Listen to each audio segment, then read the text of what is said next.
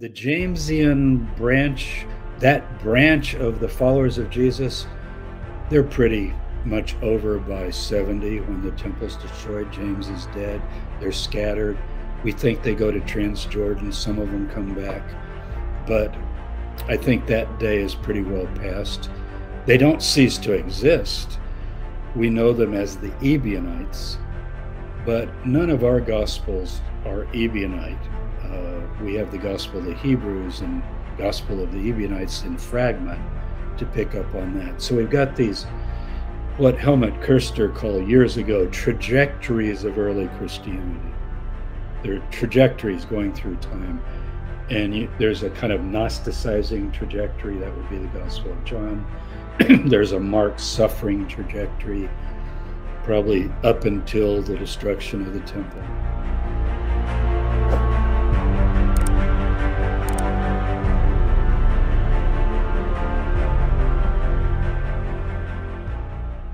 Gnostic Informant Neil, if you haven't subscribed to his channel, you're probably going to cook in an eternal conscious torment, but I'm going to give you the benefit of the doubt and give you the opportunity before we end up cooking you. Is that like purgatory? They get purgatory, or did they can... It's something like that. If they do it today, no purgatory either. Exactly. Neil, thank you for the super chat. Gnostic Informant says, we oftentimes hear that each gospel is directed at a specific group of people. Is this true? If so, who are the groups of people that the four gospels are directed at? Endless discussions among scholars, as you would expect, and endless disagreement, as you would expect. But essentially, it would be not so much name groups, but stages of the development of the Jesus movement. I think chronology really helps here. I believe Mark's story that we just summarized and talked about does represent a kind of Pauline anti-gospel. And by anti-gospel, I mean any of those that are thinking following Jesus is glory, hallelujah, in power and taking over all kinds of positions of rulership, which Jesus warned against. And in Mark, he's concerned that that's what they're really interested in. Paul talks about that as well when he talks about his sufferings. Remember, I wrote the book, Paul's Ascent to Paradise, which has to do with his ascent to the third heaven and into paradise. But then he talks about his sufferings. Romans 8, will be glorified if we suffer. So I think Mark is concerned that people are putting the glory before the suffering. Matthew is from a different period. Jerusalem is long ago destroyed. There's still some apocalyptic expectation. But when he gives the apocalypse in Matthew 24, he adds 3 stories of delay. Take a look. They're not in Mark. 3 stories of delay right in a row. Bang, bang, bang. That cannot be chance. It's like, yeah, it's soon, but it's going to be longer than we thought. A man goes into another country, and after a long time, he comes back, you see. And the wicked servant says, the master's delayed, and he begins to misbehave.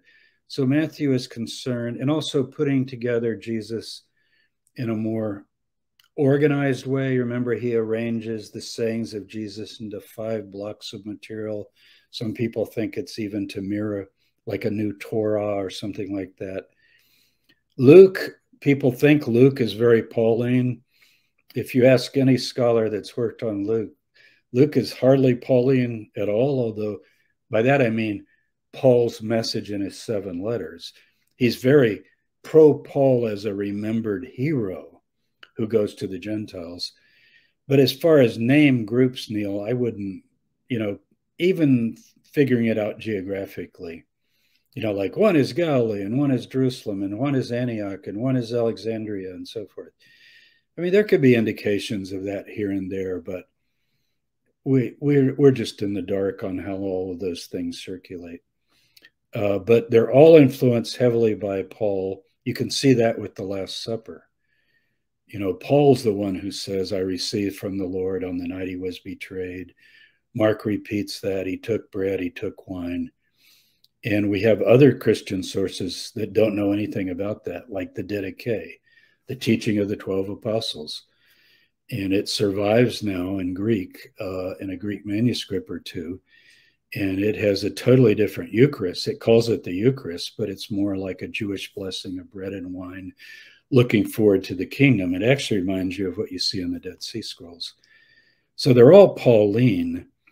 The Jamesian branch, or I call him James, he's really Yaakov or Jacob. That branch of the followers of Jesus, they're pretty much over by 70 when the temple's destroyed. James is dead. They're scattered. We think they go to Transjordan. Some of them come back. But I think that day is pretty well past. They don't cease to exist. We know them as the Ebionites, but none of our gospels are Ebionite. We have the Gospel of the Hebrews and Gospel of the Ebionites in fragment to pick up on that. So we've got these, what Helmut Kirster called years ago, trajectories of early Christianity. They're trajectories going through time. And there's a kind of Gnosticizing trajectory. That would be the Gospel of John. There's a Mark suffering trajectory, probably up until the destruction of the temple. But really, frankly, we have experts on each one of these. Look at the Anchor Bible volumes, look at the Hermania commentaries. Often there's not real agreement. For Mark, I would go to Joel Marcus or somebody like that. Probably has the best work on Mark. Thank you. Yeah, and I'm thinking of Robin Faith Walsh's recent work on the origins of Christian literature, and pointing out how getting away from like German Romanticism and whatnot on these Gospels, she thinks well-educated people would have documented these. That doesn't mean they weren't learning oral tradition or finding about the stories, but it was like Romans, or in the Roman Empire, people were curious about this guy that they hear rumors of, like Jesus, and they're hearing stories from followers and people who passed down these different narratives, and they created a story of their own. She's not against that idea, but she's like, a lot of this stuff is speculative and then using romanticism. But thank you, Neil. Let me ask you this. Do you think they liked each other? Everybody assumes because it's in the New Testament, Matthew, Mark, Luke, and John. Oh, great. They put them all together. I would guess that Matthew, when you look at how he, take this book and just read Mark and read what Matthew does all the way through, side by side, I don't think he likes Mark. Right. Martin Smith called it parties and politics of late Second Temple Judaism. It spills on into the first century, beyond the first century, meaning up to the turn. Centuries don't matter, and that's our chronology, but the idea. Now, there's 70 years after Jesus' death, by what we call 100 CE. There are 5, 6, 7, 8 streams. I would call them spitting cousins, but to think that they're all the same. Now, in the so-called apostolic fathers, you begin to get some attempt to bring down some rule, like just follow the bishop. And, so we've got Ignatius and some of the letters of, the Polycarp and so forth. But do you think the naming of these gospels, these 4 gospels, is part of that attempt to try and not make them enemies, but somehow make them? Because we, these names in an ancient work, you don't put your name, like Josephus doesn't say, my name is Josephus and I'm going to write the Jewish War, maybe on the back there was something of his, say, the Jewish War, or now his life, he does put his name because he's writing his life. The only first person narrative is Luke, though, right? It seemed good to me. And he doesn't claim to be an eyewitness. He says, I've checked with eyewitnesses. So I just don't think we know enough. Hasn't MacDonald, not only has he done the stuff on Hellenistic literature and all of that, maybe it's another scholar. Who's the other scholar who has done so much on putting together the New Testament as a canon in its earliest form, like 2nd century. I can't remember his name right now, but he deals with, copies of manuscripts and so forth. I'm sorry I just haven't looked at him in about 10 years, and now I can't think of who it is. I don't know. But I'll let you know so you can let people know. So okay. Thank you, Neil, for that super chat.